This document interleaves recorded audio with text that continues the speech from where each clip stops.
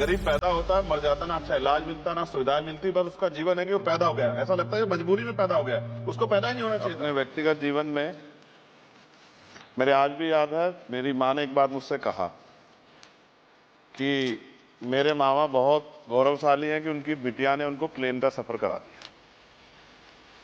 क्योंकि हम गांव से आते हैं, किसान परिवार से हैं, तो हर चीज की हमारे लिए अहमियत है।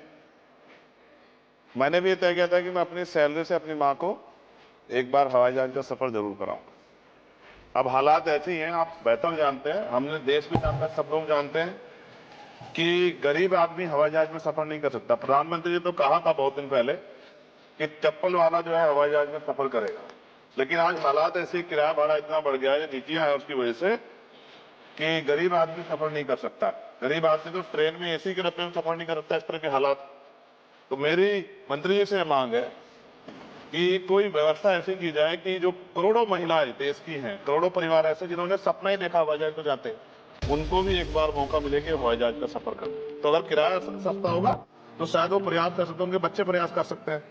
साथ साथ वायु यात्रा में सेफ्टी सिक्योरिटी का बहुत ज्यादा ध्यान रखने की जरूरत है। कई बार हादसे हुए हैं, कई चीजों पर हमें गौर करना है। साथ साथ ज्यादातर एयरपोर्ट जो है वो प्राइवेट हो गए, और प्राइवेट होने की वजह से कर्मचारियों का शोषण होता है। कर्मचारियों की, क्योंकि हमारे यहाँ बेरोजगारी बहुत है, तो कर्मचारियों को वहां काम करने में जो सैलरी मिलती है उसमें एक बार का टिकट भी नहीं आता कई जगह पे। तो मेरी आपसे आग्रह है कि जिन लोगों जो प्राइवेट हो गए वहां भी सैलरी कम से कम न्यूनतम वेतन इतना होना चाहिए 20,000 रुपए, कि वो अपने परिवार का भी और सफर भी वो कभी कर ले, ऐसा मौका भी उन्हें मिलना चाहिए।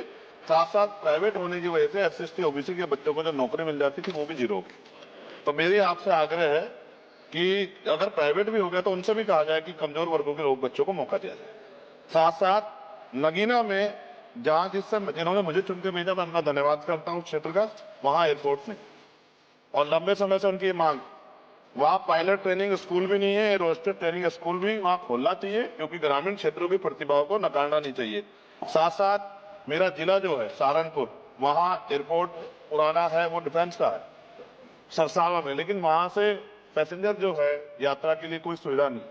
और साथ साथ एक जगह है छुटवलपुर, क्रांतिकारी जगह है, जहां पैदा हुआ, क्रांतिकारी जगह है ही वो, तो वहां पे भी हवाई पट्टी की जो है स्थापना जो है सरकार को करानी चाहिए। हमारे लोगों को, छुटवलपुर के लोगों को बहुत अच्छा लगा और फायदा भी होगा, बहुत सारा जो है आसान हो जाएगा जनता के लिए।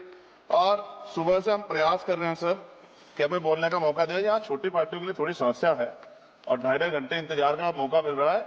मैं भाजपा के साथियों को याद दिलाना चाहता हूँ, एक समय था कि आप पे भी 2 मेंबर ऑफ पार्लियामेंट, आज आपकी सरकार है, आपको तीसरी चौथी बार मौका मिला है।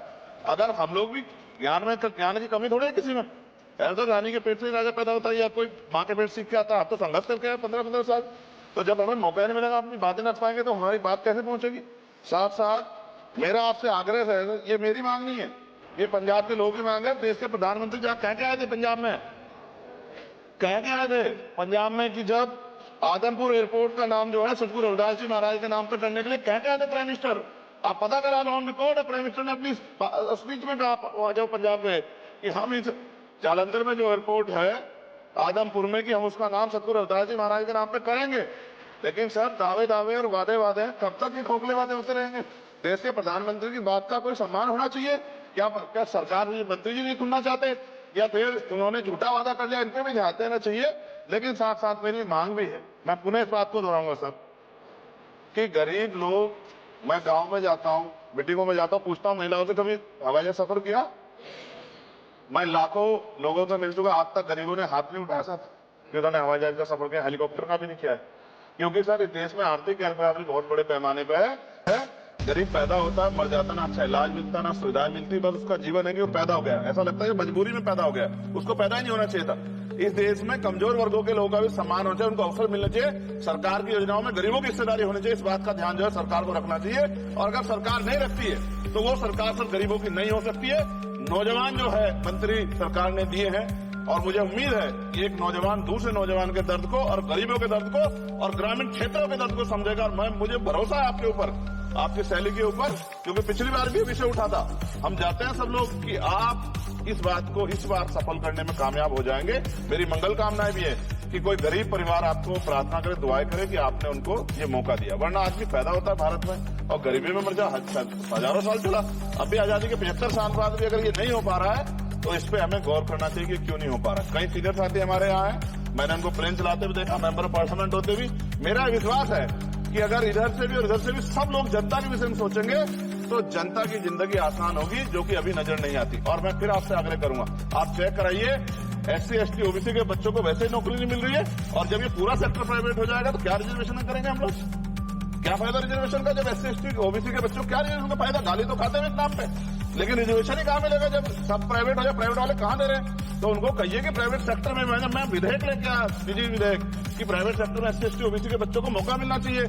सुप्रीम कोर्ट का एक ऑर्डर, चर्चा हुई इसमें कि भाई क्रिमिलेयर होगी। कितने अरबपति बने आप लोग? कितने लोगों पे हवाई जहाज बताइए? SC ST के लोगों पे कितने लोगों पे हेलीकॉप्टर बताइए? आप कुछ नहीं है आपके पास आंकड़े, सब लोग मिलकर गरीबों को चलना चाहते हैं, ये गलत है सर। मैं आपका धन्यवाद करूंगा पुनः सर, और क्योंकि हम ही कोरम पूरा करते हैं सर, देख लीजिए आप, हम ही बैठे कोरम पूरा करते हैं। हमें विश्वास है अपने देश की पार्लियामेंट पे कि आज नहीं तो कल इस पार्लियामेंट से गरीबों के लिए कानून बनेंगे और गरीबों के लिए पॉलिसियां बनेंगी और गरीबों को भी सम्मान का जीवन मिलेगा, ऐसा हमें विश्वास है। मैं आपका धन्यवाद करता हूं और मुझे उम्मीद है नौजवान हमारे मंत्री से कि वो गरीबों की बात को सुनेंगे और हम लोगों की पीड़ा को समझेंगे और हमारे क्षेत्रों में काम कराने का धन्यवाद।